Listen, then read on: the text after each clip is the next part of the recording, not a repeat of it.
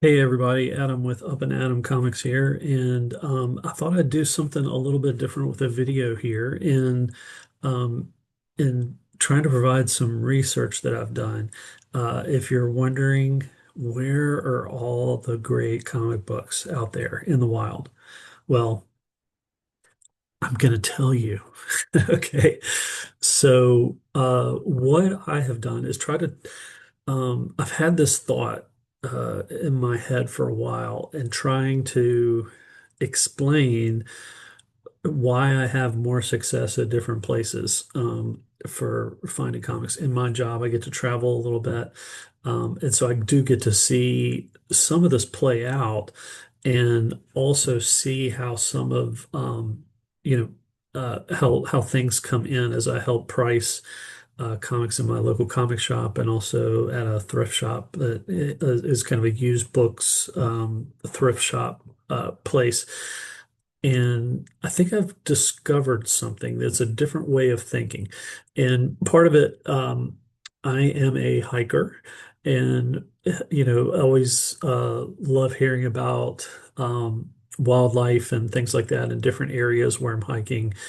And one thing that always comes up is, where uh, animals are is basically where their food resources are. And you hear that from the melting of the polar ice caps and some of those kind of things that are happening and how food sources are changing, which uh, might affect animals and where they live and where they migrate and different things like that. And I think there is a parallel to that.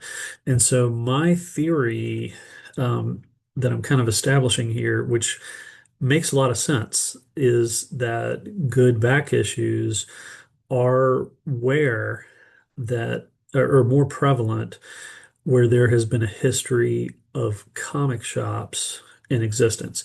Now, you might be thinking like, oh, yeah, of course, but have you really thought about that? Um, so what I have done is try to dive a little bit into this to see where some of those early comic shops were located. I'm going to share some of this data in research that I've done with you. So, if you think about like a lot of the big comic store boom market probably happened in the mid 80s, where you started seeing a lot of comic shops open up during that time. If you were to travel just a little bit further back, I found some information about what comic stores were in existence in 1979 and ones that dealt with buying and selling back issues, basically. So let me share a little bit of this data with you. Let's go into it. So I want to first point out that I'm developing this from an article that I found by Dan Gerino, who actually wrote a book about the formation of comic shops and the importance of those kind of things. And one of the things that he found is that in 1979, there was this person that wrote down and produced something that was the National Comic Shops Register in 1979. And so I'm going to show you what that looks like. And so um, here is, and this was all like hand typed or printed or somehow. And I think it's important here. It says they are designating a comic shop as a store that sells old comic books to collectors as a regular business. So back issues. Such a store can sell any number of other items as long as it meets this requirement. Such a store need not be open every day, must have regular hours, blah, blah, blah. And so this is a listing of all the comic shops in North America and Hawaii, and they're all in geographic order. So I have all of this, but I did something with all of this, and there's like 23 pages of this, right? At the very end, I think it's important. Um, they're showing this person. Murray, um, who spent about 2 weeks preparing the list once he had the information. And he spent over 10 hours in the library going through every single phone book in the country to try to come up with this list. So Alan Light is the publisher of this document here. And it looks like I think they put his name here, Murray Bischoff. It was compiled by Murray Bischoff. So I'm not sure if he's still around or anything, but there's about 439 shops here. So I took this information and and then I also um, I I hand typed all of this stuff into into a like an Excel spreadsheet, and then placed markers on the city and state for where all these places were in 1979. And so it's all US and, the few that he had listed in Canada. There's Hawaii down there too. But if you zoom in, and I'm going to share this link so you have it. So you'll have this information too. But let's scroll in a little bit. If you look, I'm going to pick my good friend Rich from Big Nasty. He lives here in Dayton, Ohio. And back in the day, there was this place called the Dragon's Lair that existed. And a little bit north of that in Vandalia, there was Funny Farm bookstore. So there was a couple of places right there. Um, so what I'm saying is that at this time in 1979, there were people uh, buying and selling used comics in these areas. So, what that lets you know where those different stores are. Now, in terms of who was buying them, I think I'll pull this up. So, in 1984, First Comics, if you remember First Comics, they were an independent publisher.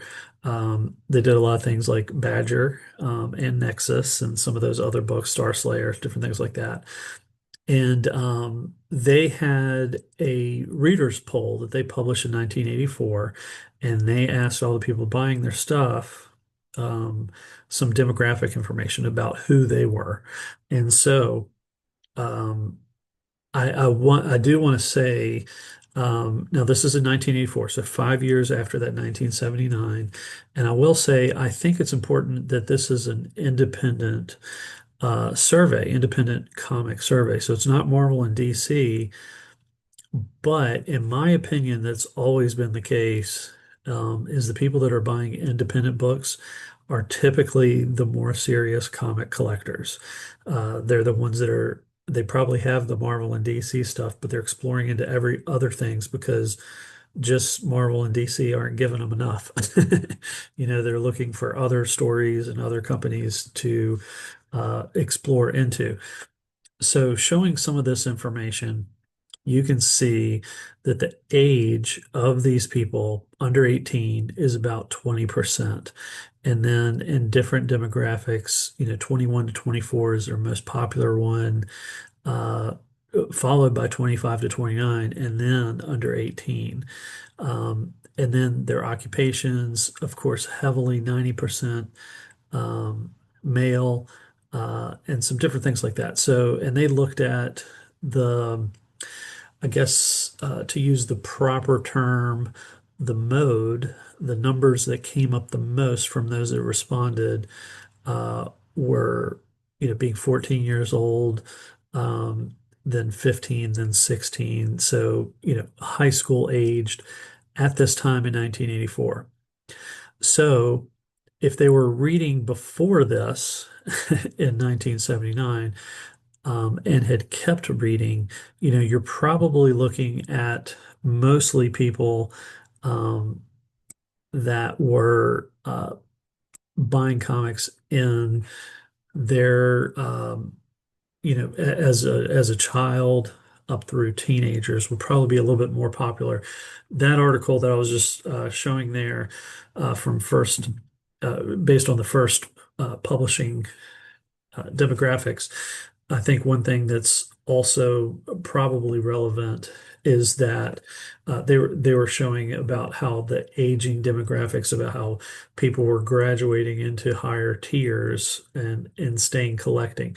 I think that's definitely holding true if you look at a lot of comic shops, a lot of Comic Cons, different things like that. While people are introducing things to their children and teens and stuff like that, a lot of the buyers, a lot of people buying the new issues or buying a lot of the back issues are typically a little bit older. They have some extra income, they have some different things like that, to surplus income to be able to put into their hobbies and things like that. So um, I wanted to highlight those demographics, but say that we're probably dealing, if you're looking at that kind of time frame, they were probably buying books that were, if they had started collecting and they were like teens or late children, in their teens in 1979, means they probably have a lot of 1970s uh, comics that they collected. If they lived in these areas and they were buying used and older books, they might have Silver Age, Golden Age, and more Bronze um, in that area, because those were areas that had movement in the market for different books. So I think that's interesting. I also looked at, you could say that's all fine and good, but people move, and people go to different places. And yes, absolutely they do. Uh, but up until recently, when most people moved, and this is from the National Realtors Association uh, studies, is most people for the last, from up to 2019, moved 10 to 15 miles from previous location. Now, more people today are moving 50 plus miles, and there was also, or less than 50 miles, I should say. So the circle is getting a little bit bigger now, but in the past, for 30 years, which would definitely play into when these people may be moving, it's probably only 10 to 15 miles away from their original location. There was something I also found in the National Realtors Association information, is that if somebody is retiring and they're older, they're more likely to move further away. So it makes sense to go to a retirement community, to be closer to family and different things like that. But in my opinion, if you think about it, most of the people making big moves don't want to be hauling their comics away. So what are they doing? They're probably unloading and flooding those communities where they lived before they move further away.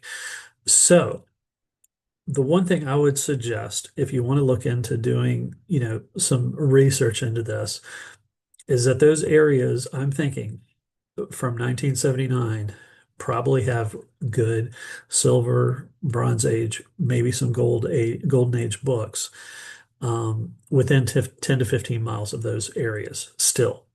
Now people move and take comics and go to different places with them, sure. And dealers now are more mobile, and they go to lots of different places and move things around and do some of that kind of stuff, definitely.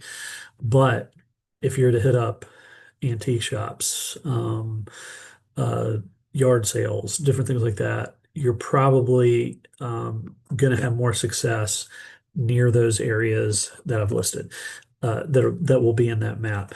Now, of course, there's going to be a lot of those are going to be in metropolitan areas. So New York City had, I don't know, a ton that were in New York City, Long Island, which makes sense. Just populations, LA, some of the different areas had heavy, dense populations there. So it makes sense. Like, yeah, sure, some of those big cities, but not all of them are big cities. Um, And so I would encourage you to kind of look at that map, just think about it, and let me know. I'm curious to see what you think of this research, and if you think there's some validity to it to where you live and what you've experienced. I know I'm here in Harrisonburg, Virginia, or near Harrisonburg, Virginia, where I live.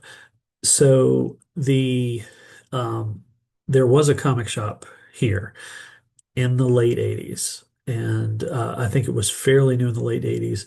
Then in the early 90s, that place had shut down, a new one started. And so there's kind of been something in my town for, since the late 80s in terms of a comic shop. So I do know like people like, and we see collections come in. And like I said, I work at, help out at a thrift shop and also help out at our local comic shop and pricing things. But yeah, a lot of stuff that comes in and that I see are heavily um, 80s and 90s stuff. Sure, there are some stuff that comes in like Silver Age is occasional. Golden age is hardly ever. And so it makes me think about where there's a better history of some of those things are and where they're located. So something to think about in a different way of perspective is just thinking about if you're going on a hunt, is thinking about, okay, what was the comic shop history in that area? Is that going to be a productive area to me? Um, I know one thing I've seen in a lot of big city shops too, like big cities that have shops, is they don't have a lot of back issues there. Part of that is in the middle of the city, the real estate is really expensive if they have a comic shop in the city. And so because of the real estate, they'd rather pump out new books and things like that and not have, cover up their um, all of their space with back issues because there's just not as much, um, you know, price per real estate is going to be, questionable with your profit and having back issues just sit for a while, which they all tend to do.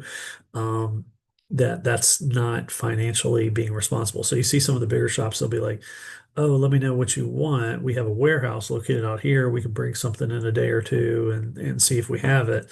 It doesn't work for people that are visiting from out of town very well, but I do see that a lot. But you see some of the places in the suburbs that have a little cheaper rent or bigger places that they're able to have some of those things. So it's worth like spreading out a little bit and looking at some of those other areas.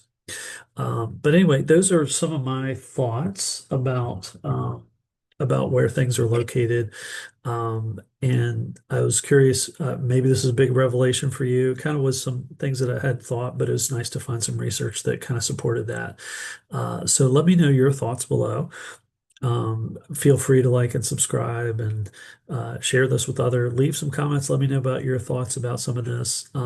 I know I'm not factoring in every variable into this, but I'm just trying to take a big picture, look at those things, and let me know your thoughts.